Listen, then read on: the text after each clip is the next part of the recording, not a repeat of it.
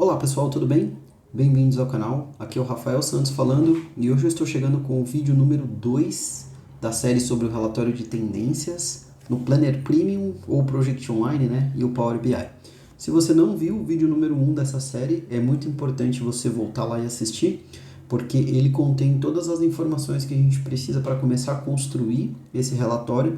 Então, essa série, né, foi dividida em duas partes. Recomendo que você dê uma olhada lá, veja o que a gente precisou construir inicialmente para funcionar como uma base para que a gente chegasse na construção do relatório propriamente dito. Indo aqui para o meu computador, vocês vão lembrar que no vídeo número 1 eu apresentei esse resultado final, que é um relatório de tendência. Ao longo do tempo aqui a gente foi tirando fotografias do nosso projeto de diferentes pontos de vista, né? Percentual planejado e concluído, duração, início, término, e aí a gente consegue analisar o nosso projeto como um todo, como é que ele está funcionando, se ele está melhorando ao longo do tempo, se ele está piorando ao longo do tempo. No vídeo de hoje, a ideia é explorar o próprio Power BI para a gente poder entender os dados que a gente está coletando e como que as informações estão transitando. Então eu vou vir aqui para uma página em branco para a gente poder entender e construir esse relatório. A primeira coisa que eu queria mostrar para vocês é a parte de dados mesmo, né? A modelagem de dados, no que a gente teve que se conectar, quais foram as tabelas que a gente obteve. Então aqui eu vou abrir o Power Query e dentro do Power Query eu queria mostrar para vocês as consultas que eu estou utilizando. Lembrando que esse relatório ele vai funcionar tanto no Planner Premium quanto no Project Online.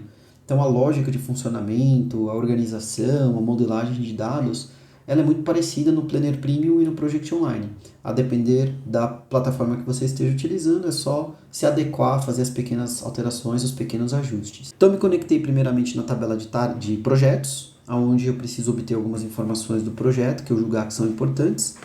Eu preciso obrigatoriamente do ID do projeto e do nome. Eu adicionei uma coluna aqui, que é a coluna status, porque eu posso querer filtrar por um status específico. Mas você aí na sua empresa talvez poderia filtrar outras ou utilizar outras colunas, né? Às vezes você vai querer saber quem é o gerente do projeto, o departamento, o tipo de projeto. Então você pode ter outras opções que eventualmente você queira utilizar, tá? Mas no meu caso aqui, para ficar bem simples, na tabela de projetos eu me conectei no Project ID, nome do projeto e o status. Depois eu me conectei na tabela de tarefas, por quê? Na tabela de tarefas, eu preciso saber o Project ID, porque em algum momento eu vou vincular projetos e tarefas. Eu preciso do ID da tarefa e eu preciso também aqui do Unique ID, que é o ID único, exclusivo da tarefa, para eu poder utilizar esse ID único como um parâmetro de filtro. Depois, eu criei uma conexão com o meu Dataverse. Então, essa conexão aqui que foi feita com o Dataverse é basicamente aquela tabela que a gente criou no vídeo número 1, aonde a gente vai armazenando as informações a cada snapshot. Então, cada vez que eu tenho ali uma tendência, né, cada vez que uma fotografia é capturada, ela armazena essas informações aqui para mim. Então, ela tem um ID do projeto, a data do snapshot, né, o dia que você realizou aquela ação, e aí eu tenho parâmetros que eu estou coletando lá, que a gente conversou no primeiro vídeo, né, a data de início da tarefa e término, o índice, aqui se a tarefa é uma tarefa resumo, o nome, enfim, tem vários parâmetros que o meu processo de snapshot está indo buscar todas as vezes que ele tem que fazer uma fotografia das tarefas. Ele vai lá, captura essas informações e joga na tabela. Então essa tabelona aqui é a tabela do Dataverse, que a cada vez que o snapshot roda, né, cada vez que o processo de tendência ele é executado, ela vai crescendo, ela vai incorporando novas linhas. Então basicamente são essas três tabelas aqui. Essa tabela snapshot aqui, eu basicamente eu li da tabela de snapshot e fui fazendo alguns ajustes, né, para manipular um pouquinho os dados e ter uma organização um pouquinho melhor. Ela não é necessariamente requerida, mas basicamente o que eu fiz foi uma referência para a tabela original e aí a partir da referência da tabela original fui fazendo alguns pequenos ajustes. Por exemplo, você vai mudando a data, né? Se a data tiver como data e hora, você traz sua data, esse tipo de coisa. Uma vez que a gente tem as informações, vamos construir o relatório. Então, o primeiro gráfico que eu tinha montado era o gráfico de comparação do percentual planejado e percentual concluído. Então, esse é simples porque os dados são numéricos, muito fácil de fazer. Eu estou usando esse tipo de gráfico aqui, o Line and Clustered Column Chart. Então, eu adicionei esse cara. E aqui, o que eu preciso em relação a dados? Quais são os dados que eu vou exibir aqui dentro? Bom, basicamente, a minha linha, né, o meu eixo X, são todas as datas onde houve uma fotografia da tendência, e essa informação ela está sendo obtida aqui nessa coluna chamada Snapshot Date. Então eu criei uma coluna que é o meu Snapshot Date, que é basicamente o dia que aquela fotografia foi tirada. Então eu vou pegar esse cara e vou jogar aqui no eixo X. E quero só exibir as informações aqui em data. Por enquanto não tem nada, porque ele não está comparando nada. Bom, no eixo X, então, aqui embaixo, a gente vai ter as datas. O que eu vou ter no eixo Y, né? O que eu quero demonstrar? Eu quero demonstrar como o percentual concluído e o percentual planejado, no meu caso, eles foram se formando ao longo do tempo. Então, nesse dia, eu tinha X de percentual concluído, Y de percentual planejado e assim por diante ao longo do tempo. Então, isso, como eu quero num gráfico de linha, eu vou usar esse espaço aqui da linha no eixo Y. Então eu tenho o percentual planejado, vou trazer esse cara para cá, aí eu já tenho uma visualização aqui, daqui a pouco a gente vai consertar, e eu tenho o percentual concluído, que é esse cara aqui. Ó. O que está acontecendo? Por que os valores estão tão altos? Porque nesse meu relatório, ele foi desenhado com o objetivo de ser um relatório para funcionar no nível de tarefa, ele não está funcionando no nível de projeto. Então, se a gente olhar, eu tenho um projeto já aqui que foi filtrado, tá? Então, eu estou filtrando um projeto chamado Iniciativa Biosfera, só que dentro desse projeto Iniciativa Biosfera eu tenho múltiplas tarefas. Então, a ideia é a gente poder trabalhar com uma única tarefa para eu analisar como foi a evolução daquela tarefa. Por isso que eu estou usando esse visual aqui, que é um visual customizado, que é o Text Filter, tá? Então você pode até pesquisar aí para poder encontrar esse cara dentro do Power BI, porque eu quero filtrar uma tarefa específica. O meu relatório vai ser desenvolvido para que ele possa dar a oportunidade da pessoa filtrar a tarefa específica que ele quer analisar. Então vou voltar aqui, eu estou nesse exemplo usando a tarefa 1141, então eu vou voltar aqui e vou pesquisar a tarefa 1141. Quando eu pesquisar, aí ele vai mostrar a evolução dessa tarefa em relação ao percentual planejado e o percentual concluído. Eu vou fazer umas pequenas alterações nesse gráfico para ficar melhor. Então aqui na parte do eixo X, eu não vou colocar contínuo, eu vou colocar categórico, porque eu quero que ele me traga exatamente as datas onde os snapshots foram tirados. Eu não quero título, tanto no eixo X quanto no eixo Y. Então a gente não quer os títulos. E uma coisa interessante também é que aqui, ó, a depender dos seus percentuais concluídos, ele já vai considerar um valor mais acima, né? E eu quero ter essa abrangência, essa visualização do 0% até o 100%, que é o máximo que uma tarefa pode alcançar. Então aqui nesse caso eu vou falar para ele que o range vai de 0 até 1, porque eu estou usando o número decimal. E aqui eu tenho o secondary eixo Y, que eu tenho que fazer a mesma coisa aqui, 0 e 1, que são os valores mínimo e máximo que eu posso alcançar. Então ele vai de 0 até 100%. Depois é claro que eu posso trabalhar com as linhas, né, para determinar aqui as cores e tal e tudo mais. Então, por exemplo, o percentual planejado, eu quero que tenha uma cor, sei lá, vermelho, enquanto que ele vai ter também os marcadores aqui. Então você pode ter os marcadores e a mesma coisa você pode fazer também na linha do percentual concluído. De repente eu quero uma outra cor, em vez desse azul, vou usar um azul diferente. Eu quero que ele tenha também os marcadores, enfim. Quero que ele tenha os labels. Então a gente pode definir exatamente tudo que a gente quer para o percentual planejado e para o percentual concluído. E vou alterar aqui o nome, porque aqui eu tenho percentual planejado.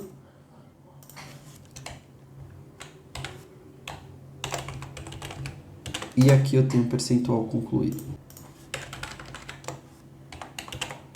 Beleza, então aqui eu tenho percentual planejado versus percentual concluído. Nesse gráfico a gente consegue fazer isso de maneira tranquila, porque os dados que a gente tem são dados numéricos. Tanto o percentual concluído quanto o percentual planejado, eles são valores decimais. Então, quando você plota essas informações numa distribuição de tempo, o Power BI consegue processar e apresentar esse tipo de visualização para a gente sem maiores problemas. Agora, nós podemos ter um problema quando a gente estiver trabalhando com datas. Então, vamos pegar esse exemplo. Eu vou copiar esse carinha aqui, vou colar para eu reaproveitar aqui a maior parte do gráfico. Só que agora esse carinha aqui não vai ser mais percentual planejado versus percentual concluído. Digamos que aqui eu esteja analisando as datas de término. Então, data de término versus, né, contra data de término linha de base. O que vai acontecer? Nós vamos remover aqui o percentual planejado e o percentual concluído. E olha que interessante, se a gente tentar colocar aqui a data de término que está vindo lá do nosso snapshot, aqui, task finish date. Se eu jogar esse cara para cá, o que vai acontecer? Ele vai ser uma linha retilínea. Por que ele é uma linha retilínea? Porque a data de término, ela não é um valor numérico. Como ela não é um valor numérico, o Power BI não consegue fazer essa interpretação de, olha, a data de término era esse dia, depois caiu, depois subiu, depois desceu, depois se manteve. E o que ele vai fazer? Como ele não consegue converter essa data de término para um número, ele vai fazer uma contagem. E aí ele vai ter sempre um registro a cada valor. Então aqui ele vai fazer um count, né? Ele vai fazer uma contagem da data de término e para a gente isso aqui não vai conseguir apresentar uma informação que seja relevante. Então quando a gente estiver trabalhando com informações de datas no contexto desse snapshot que a gente está criando, a gente vai precisar criar algumas medidas calculadas para que a gente possa converter o valor da data para um valor numérico. E aí, a partir do momento que a gente tem o valor numérico, que é equivalente àquela data, a gente possa apresentar essa informação e o gráfico do Power BI consiga interpretar e apresentar os dados do jeito que a gente precisa. Então, aqui, o que eu fiz? Eu criei uma medida, eu vou clicar aqui nela para vocês verem. Eu criei uma medida chamada Finish Date. O que essa medida faz? Eu crio uma variável chamada Current Finish, e aí eu estou usando uma função máximo. Então eu peço para ele pegar o maior valor, o valor máximo, por isso que a gente tem também a função value aqui, né?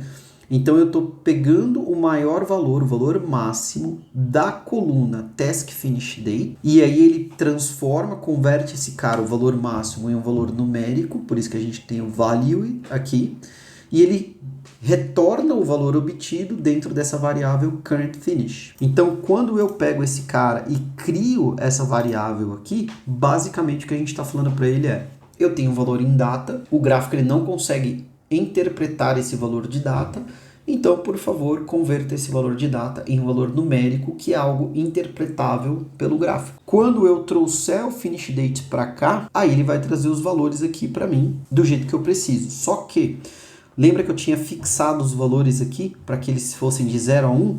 Esses valores do finish date não vão caber dentro desse intervalo decimal, porque ele é um valor inteiro. Então eu vou ter que vir aqui no meu gráfico, vou vir aqui no eixo Y e vou remover essa opção para que ele fique um valor não específico, mas que ele possa tratar o valor ali de maneira individualizada. Então vou tirar aqui os valores, reset, você dá um reset. E aí a gente vai ver que, por exemplo, ó, as datas, a equivalência das datas é 46.490, 46.510, essa aqui é a equivalência das datas. Mas aqui o que a gente consegue perceber é que o valor ele se manteve inalterado através dos prazos que a gente foi trabalhando, sempre nesse valor de 46.488, até um determinado momento que ele subiu e foi lá para 46.507, ou seja, as datas de término, elas estavam seguindo uma sequência, ou seja, a data de término a cada snapshot ela não se alterava e em um determinado momento ela subiu. Só que, quando a gente pensa nessa questão de datas convertidas para número, o usuário não vai conseguir fazer essas interpretações, né? Ele não vai conseguir falar, tá bom, 46.490, que data que era? 46.500, que data que era? 46.510, que data que era? Ele não vai ter essa interpretação, ele quer ver a data propriamente dita. Então, por esse motivo, eu criei uma outra medida que eu chamei de Finish Date Display. E aí é basicamente a mesma regra. Então, eu estou pegando aqui o meu Finish Date, né, a minha variável Finish Date, e estou falando para ele assim, olha, é o maior valor, o valor máximo do Task Finish Date, mas aqui eu não usei a função value para converter esse cara em um número. Eu quero manter a data, eu não quero convertê-lo num número. Então, mantém a data, mas você vai pegar o maior valor ali dentro e vai retornar esse cara através da função format. E aí a função format, o que ele faz? Ele pega os valores armazenados dentro da minha variável finish date e coloca aqui os parâmetros de dia, de mês e de ano, de acordo com o que eu quiser. Então, aqui eu estou usando 2 dígitos para o dia, 3 dígitos para o mês e 2 dígitos para o ano, mas aí você pode especificar do jeito que você achar mais conveniente ou do jeito que dentro da sua organização essa informação é apresentada. Então, se a gente comparar essa variável com a variável anterior eu trazia o valor, convertia para um número para o gráfico poder entender. Nessa aqui, eu estou mantendo o formato de data, ou seja, não estou convertendo para um formato numérico. Por quê? Porque o formato que eu quero que ele interprete e entregue essa informação é em formato 2 dígitos para o dia, 3 dígitos para o mês e 2 dígitos para o ano. E aí, como é que eu faço para mostrar esse valor, né? Aqui dentro da sua configuração do gráfico, tem uma opção aqui chamada Labels, Data Labels. Se você marcar aqui o Data Labels, ele vai apresentar para você os números, ó, 46488, que são os labels que estão vindo do Finish Date. Aí depois ele sobe, depois ele desce. Mas eu falo para ele, ó, beleza, eu quero mostrar os labels, mas os labels da minha série Finish Date, eles não vão vir, né, o valor dele não vai vir do Finish Date propriamente dito. Porque o Finish Date está em valor numérico, para o meu usuário é impossível de interpretar. Então eu quero que ele traga esse valor a partir dessa medida aqui que é o Finish Date Display, que é basicamente a mesma coisa, mas apresentando informação formatada em datas. Quando eu faço isso, aí ele já consegue apresentar a informação de uma maneira muito mais fácil do meu usuário entender e interpretar. Nesse caso, no meu eixo Y aqui, ó, no eixo X, eu vou até tirar os valores aqui, porque vai ficar um valor numérico aqui para um valor de data aqui e as pessoas não vão entender. E aí, a partir do momento que eu tiver com essa informação, eu posso descer lá nos meus labels e posso trabalhar aqui na questão de cores, né? Por exemplo, se a minha data de término vai ser azul, então eu peço aqui o meu background, aí eu vou colocar um background, sei lá, meio azulado, para ficar mais fácil. Posso trabalhar aqui com a questão de tamanho de fonte, para eu poder melhorar o espaçamento que vai caber aqui as informações, enfim. Eu escolho aqui o formato que for mais conveniente para mim. E aí eu fiz a mesma coisa para o meu baseline finish, porque eu estou sempre querendo comparar a data de término com a data de término da linha de base, para ver se elas se descolaram ao longo do tempo. Então, se a gente puder observar aqui, eu tenho uma medida calculada para o meu baseline finish date, que é basicamente a mesma coisa que a gente fez para o finish date, com a diferença que agora eu estou usando a coluna baseline finish date. E eu também criei aqui uma outra medida que é o Baseline Finish Date Display no mesmo formato. Então, quando eu trouxer a minha linha de término de linha de base para eu comparar as datas de término efetivas a cada período com data de término da linha de base, eu vou conseguir fazer essa comparação. Então, eu trago para cá a minha linha de base. Ele vai trazer as informações aqui de uma maneira que a minha linha de base ela está mantida retilínea ao longo do tempo, ou seja, não houve mudança na linha de base no caso dessa tarefa específica. Eu vou fazer algumas configurações, né? Então, o que a gente vai fazer? Eu vou vir na linha, vou mudar a cor da linha para dar um contraste. Então, digamos que a minha linha aqui ela vai ficar vermelha, por exemplo. Os meus marcadores também já estão exibidos em vermelho. Agora eu vou ver aqui no Data Label e vou fazer a mesma coisa, né? O Data Label do meu baseline, ao invés de ser oriundo do meu baseline Finish Date, que é um valor numérico e o meu usuário não consegue interpretar, ele vai vir no meu Baseline Finish Date Display, porque lá eu já formatei do jeito que o usuário consegue interpretar melhor os dados. Ele já mostra aqui para mim.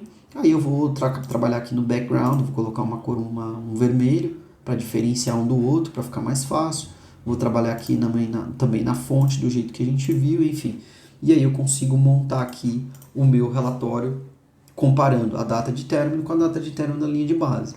E aí funcionaria para também data de início, né, caso a gente quisesse, ou caso a gente tenha necessidade de montar um gráfico comparando as datas de início com as datas de início da linha de base, e também com relação à duração. E aí quando a gente terminar de montar o relatório, você pode colocar outros elementos visuais também que façam sentido para você, que façam sentido para a sua organização, e aí você vai ter o seu relatório de tendência totalmente pronto, totalmente automatizado. Toda vez que você tiver uma nova captura de dados, né, um novo snapshot que você tirou ali ao longo do tempo, você vai poder atualizar o seu relatório de Power BI e aí você vai conseguir ter visibilidade se os seus projetos estão melhorando, estão piorando ao longo do tempo, se as suas tarefas, né, as tarefas que pertencem a um projeto estão melhorando, estão piorando ao longo do tempo. Bom, esse vídeo encerra então esse assunto, eu espero que vocês tenham gostado, eu vou ficando por aqui, um grande abraço e até o próximo vídeo.